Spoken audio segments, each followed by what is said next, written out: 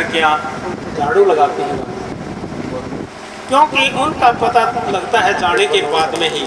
समाज में खुले वो प्रचार नहीं करते, खुला आकर्षण नहीं फैलाते, वो अपना अंतर ध्यान करते हैं और परमार्थ की दृष्टि से चलते हैं। समाज में कभी पर भी सामने नहीं आते और छुपते ही रहते हैं। और इस तरीके से उनका पता बाद में लगता है लोगों को, हाँ ये कुछ था, इसके अंदर दम था। लेकिन मैं चाहता इतनी लंबी बात को न बता के इतनी बोल करके एक बात पर ले आता हूँ सारी बातों को, कि अगर हमें बाहरी आकर्षण की तरफ चलेंगे तो अंतर का आकर्षण नहीं मिलेगा। इसलिए एक दो चीजें जो एक दूसरे की विरोधी हैं, जैसे आग है, आग के पास पानी नहीं जा सकता, जैसे भली संगति वाला बुरी संगति के पास नहीं जा सकता, उनकी पाबंदियां होती हैं। लेकिन हमारे समाज में हमारे ऐसे हालत हो रही है कि जैसे एक देसी बात कह देता हूँ आपको, एक भैंस है वो लेवड़गी और कितने गोबर में या खच्चे में बैठी थी, रोक यहाँ के लेवाड़े। यानी सच्चा आदमी है, अपने स्टैंड को नहीं छोड़ता और वो गलत आदमी के पास नहीं बैठेगा। और जब दोनों तरफ से जो इंसान दोनों जगह बैठ रहा है, उसका कोई लक्ष्य नहीं है और उसका ये हाल है जैसे अपने समाज में कहते हैं गुल्लर का। गुल्लर तो आप सब ने सुन रखी होगी, गुल्लर की चीज़ का नाम है। संत यश प्रचार में ये कहते हैं, कह तो कोरा तिल बला कह लो तेल कढ़ा, बीच की गुल्लर का के बना दोनों तीन खर्चा, ना तिल ना तेल। तो उन लोगों का ये हाल है जो अच्छाई में भी बैठते हैं और बुराई में भी बैठते हैं, दोनों जगह उनकी बैठक रहती है। वो तो सिर्फ अपना मन की खुराक ले रहे हैं, आनंद ले रहे हैं। जैसे अब हम इस आकर्षण का, इस आवाज़ का, इस लाइट का आनंद ले रहे हैं। मैं इसकी काट नहीं कर रहा, ये आकर्षण है, ये उसका सुख लिया जा रहा है। असली क्रिया जो होती है वो सुख लेने से नहीं मिलेगी, दुख उठाने से मिलेगी। जब आप मेहनत करेंगे, किसी भी काम को कोई भी आदमी मेहनत कर रहा है तो उसमें पहले जोर तो आएगा, दुख तो उसको उठाना ही पड़ेगा। लेकिन ये आकर्षण जो है इसमें पहले सुख मिलता है, पहले चकाचक होती है और फिर हम उसकी तरफ चलते हैं। इसका जो पहलू है वो संत मत ने बढ़िया नहीं बताया, उन्होंने तो ध्यान योग को ही बढ़िया बताया है। एकांत में जाए लोग उसके धक्का मारे, उसको पागल कहे। पागल की दृष्टि से संत मत ने खुला कहा है कि पागल, हमें लोग पागल कहते हैं, बहुत अच्छी बात है। पागल का उन्होंने क्या अर्थ निकाला है कि इसने गल को पा लिया है, जो असलियत है उसको इसने देख लिया है। संतों ने इस बात को इस तरह से डाल दिया है, लोग उसको पागल कह रहे हैं और उन्होंने इस बात को इस तरह डाल दिया है, जो असली मुद्दा था और उसने जांच कर रहा है, उसकी तरफ बढ़ रहा है, उस गल को इसने पा ली है। उसका शाब्दिक अर्थ बदल दिया संतों ने कि हम लोग तो पागल ही कह रहे हैं लेकिन हमने गल पा ली है।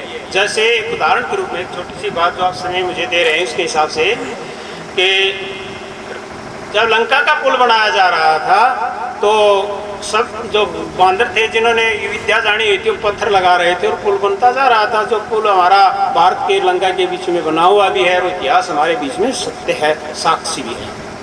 लेकिन थोड़ी देर के बाद में राम ने पत्थर उठाया, खुद राम ने उठा करके पानी में डाला, डूब गया। अचंभा माना देखने वालों ने कि जो दूसरे कारीगर के पुल बना रहे हैं उनका पत्थर नहीं डूब रहा है और राम के हाथ से जो पत्थर पानी में छोड़ा जाता है वो डूबता है, ये क्या हो गया? उसका शाब्दिक अर्थ समझने का फर्क है। जैसे मैंने आपको पागल की बात समझाई, तब वो अचंभा माने उन्होंने कि हे भगवान, आपके हाथ से पत्थर डूब गया, क्या आपके अंदर करामत नहीं है? हनुमान जी पास खड़े थे, जैसे लोग हनुमान जी को बड़ा याद करते हैं। हनुमान कहने लगे, भाइयों तुम्हें पता नहीं, तुम इसका अर्थ नहीं समझे। जिसको भगवान अपने हाथ से छोड़ देते हैं वो तो डूबेगा। तो उसका शाब्दिक अर्थ बताने का फेर था और समझने वाला उसको दूसरे ढंग से समझ गया। तो संतों ने इस बात को ठीक ढंग से डाला है कि संसार हमें पागल कहे, बहुत अच्छी बात है, और पागल ही उस गल को पा सकता है। हम इस तरीके से उसको पा जाएंगे। तो मैं इतनी देर से आपको क्या बता गया कि अगर संसार के चकमा आकर्षण इनकी तरफ आप बढ़ रहे हैं, यानी पहले सुख ले रहे हैं, तो आगे दुख निश्चित है, इसमें कोई शक नहीं है। पहले आप दुख उठा रहे हैं किसी काम के लिए, सुख लेने के लिए, तो बाद में सुख निश्चित है आएगा। आप अपनी आत्मा पर आधार करके ये बात विचार करिए कि जहाँ सुख है वहाँ दुख तो साथ होएगा। क्यों? सुख और दुख दोनों परस्पर मिले हुए हैं। इसलिए संत मत ने सीधी बात, एक बात को उठाई है, हमें ना सुख की तरफ जाना है और ना दुख की तरफ जाना है। हमें सिर्फ कर्म क्षेत्र लेना है, यानी हमें कर्म करना है। कौन सा कर्म? जो अच्छा कर्म हो, जो इस दुख और सुख से अलग ले जाए हमें, वो इस रास्ते पर चलते हैं। न उनमें दुख से वो दुखी होते, ना सुख से वो सुखी होते। जो ये तो आप फिर दोहरा लें इस बात को, जो सुख चाहता है उसको दुख तो मिलेगा। इसलिए हमें सुख नहीं चाहिए, क्योंकि सुख के साथ दुख लगा हुआ। क्या कोई ये बात कहेगा कि भाई सुख के साथ दुख नहीं लगा हुआ? अपनी आत्मा पर आधार के सोचें इस बात को, सुख के साथ दुख लगा हुआ। इसलिए हमें सुख की तरफ नहीं जाना, हमें कर्म क्षेत्र की तरफ जाना है। कर्म क्षेत्र क्या है? कर्म क्षेत्र के भी दो दायरे हैं। अब इसके बारे में मैं बताऊंगा शब्द के रूप में। कौन शब्द सुखरास है, कौन शब्द दुखरास है, कौन शब्द बंधन कट है, कौन शब्द गले फांस। शब्द आवाज को कहते हैं। आवाज हमारे में से कोई कर रहा है, जैसे मैं कर रहा हूँ, आप सुन रहे हैं, तो आप चुप रहेंगे तो आपको बात समझ में आएगी। बीच में बोल जाएंगे तो आवाज आप तक नहीं पहुंच पाएगी। तो कौन शब्द सुखरास है, कौन शब्द दुखरास, ये बात तो हम बार बार सुनते हैं। प्रेम से बोलो तो सुख पैदा होगा। कितना भी सच्चा आदमी हो, अगर वो कड़वा बोल रहा है तो हम उसका साथ नहीं देंगे। हमें पता भी है कि ये सच्चा है, लेकिन उसकी बोली में मिठास नहीं है, हम उसका विरोध करेंगे। ऐसा ना हो रहा हो तो आप में बोल सकता है कोई, मैं बीच में रुक जाऊंगा। यानी सच्चाई को आगे बढ़ाना है तो प्रेम से बोलिए, नहीं तो सच्चाई रुक जाएगी और आगे नहीं बढ़ेगी।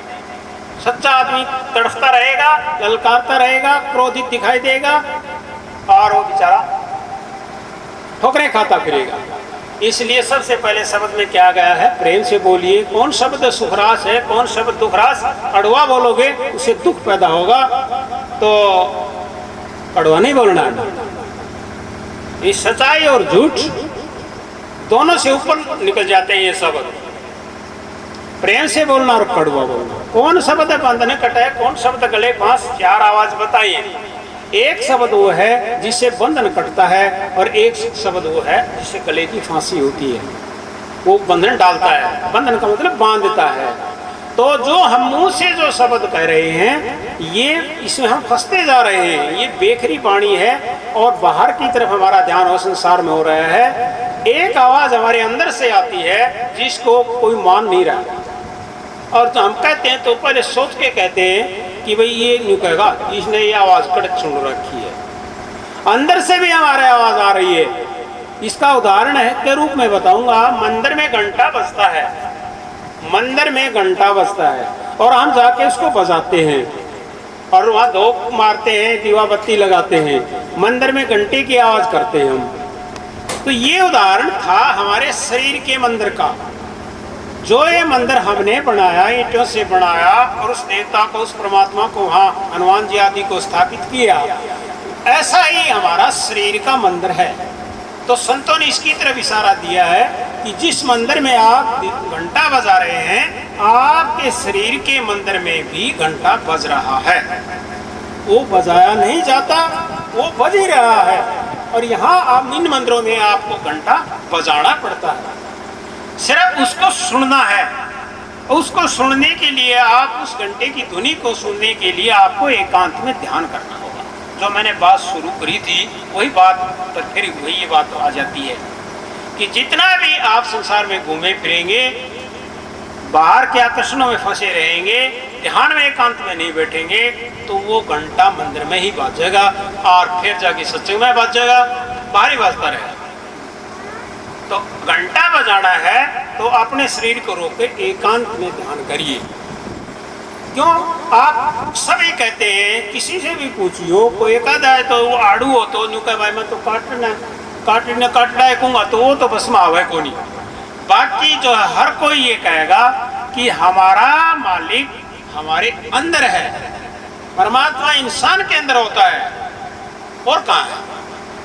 ऊपर ना आसमान है, नीचे ने पाताल है, पृथ्वी है, भगवान ऊपर है। भाई कहाँ है? कुल मिला के लोगों की ये आवाज आएगी कि भगवान हमारे अंदर है। तो जब ये आवाज हमारे समाज में आ रही है तो हमें एकांत में हमारे अंदर ही उसको ढूंढना चाहिए। अगर ये बात गलत हो तो मुझे रोक देना, मैं इस बात को नहीं कहूँगा। तो इसलिए जब हमारे समाज ये कहता है कि मालिक हमारे अंदर है, कई बार हम कह देते हैं आपस में कि भाई सुना भाई क्या हाल है, तो आपस में एक राजी खुशी पूछा तो ये बात में मेरे जबान पर थोड़ी जच्ची रही है, मैं कह दिया करूँ भाई तेरी दया है। वो सीधे ये कहेगा ना दया तो परमात्मा की है, मेरी क्या है। वो यूं कहेगा, कोई भी हो चाहता कि देख ली, उल्टा जवाब उसका यही मिलेगा। तो उल्टा जवाब परमात्मा का नाम जो उसने ले लिया, तो आप सभी बताएं, बताना चाहे तो कोई खड़े होकर बता सकता है कि क्या परमात्मा किसी ने देखा है? नहीं बता सकता तो मैं बताऊं, परमात्मा मैंने नहीं देखा है। मैंने देखा है तो इस इंसान के अंदर ही देखा है। जो कह रहे वो परमात्मा है, भाई एक है, सबका मालिक तो एक ही बताऊंगा, एक तो हम बता ही नहीं सकते, लेकिन है एक। लेकिन वो हर एक इंसान के अंदर है, हर एक जीव के अंदर है। जीवित के अंदर भी है और निर्जीव के अंदर भी वो है। जो सृष्टि बनाई है उस जगह हर जगह विद्यमान है। अच्छे आदमी के अंदर भी है, बुरे के अंदर भी है, वो सभी के अंदर है। तो परमात्मा के बारे में जब हम खोज करने लगे तो हमारा ये शब्द बहुत अच्छा लगता है कि भाई तेरी दया है। क्यों कह दिया ये शब्द तेरी दया है? कि आप, मैं तो ये मानता हूँ, मेरी तरफ से बता रहा हूँ, और आप नहीं मानते तो बता देना। जब इंसान हमें देख रहा है, एक इंसान बैठा है, जैसे मेरे को आपने चारपाई ऊंचे स्थान पर बैठाया है, तो मैं ये देख रहा हूँ कि सारे तेरे को जांच रहे हैं, देख रहे हैं। जांच ना रहे तो कुछ अच्छा मान रहे होंगे। तो मैं इस बात से सावधान हूँ और सचेत हूँ कि मैं कोई गलती ना करूँ। तो मैंने क्या देखा आपके बीच में कि भगवान को छोड़ो, मैं इन इंसानों को जो बैठे हैं इन्हीं को सब कुछ मानता हूँ। मेरी बता रहा हूँ, क्या आप उस परमात्मा को जो अदृश्य है उसको मानते हैं?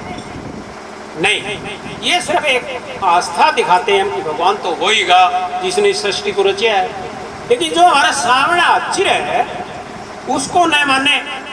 और जो अदृश्य है, जिसको लोग प्रकृति कहते हैं, भाई होगी या प्रकृति कहेंगे बनी होगी, उसको हम मान लें, तो ये हमारी बिल्कुल मूर्खता है। मैं तो खुली कहूँगा, और किसी को ना जचे तो बता दियो, मैं नहीं, मैं समझा दियो, भाई मान लो उसको। हम उसको तब मानेंगे जिस प्रकृति को बनाने वाला हमारे सामने आ जाए और वो ये कह दे भाई मैं इसको एक पल में इतने एरिया को बदल सकता हूँ, और हमारे सामने उसको बदल के लोप भी कर दे और फिर बना भी दे, फिर हम मानेंगे तू अदृश्य शक्ति हमारे सामने आई है और हमने ये काम कर दिया है, तेने इसको बना भी दिया और मिटा भी दिया, हाँ तू तो है।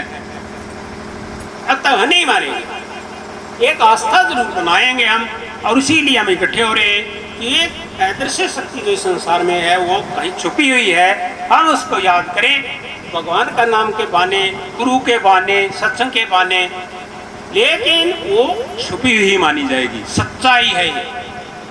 सत्संग किसे कहते हैं आप सब जानते हैं, सच्चाई का संग, झूठ का संग नहीं कहते, गलत बात को नहीं कहेंगे। अगर कहते हैं तो उसके सामने उसको खुला कह दें कि प्रचार करने की कोई जरूरत नहीं। ऐसे सच्चे आदमी अगर समाज में हो तो ये पाखंडी जो है पाखंड करना ही छोड़ दें, लेकिन वो बोल नहीं रहे, वो चुपचाप देख रहे हैं हालतों को, उनमें बोलने की हिम्मत नहीं है, उनमें लड़ने की, उनका सामना करने की हिम्मत नहीं है। सच्चे तो हैं, सच्चे हैं, वो सच्चाई चाहते हैं, लेकिन हौसला नहीं है। तो सच्चाई झूठ में बदल गई। ताकत चाहिए किसी चीज़ से लड़ाई लड़ने के लिए कि पाखंड को कोई फैला रहा है तो मैं इतनी देर से जो आपके बीच में बता रहा हूँ एक बार फिर दोहराता हूं सारी बात का सार कि वो ताकत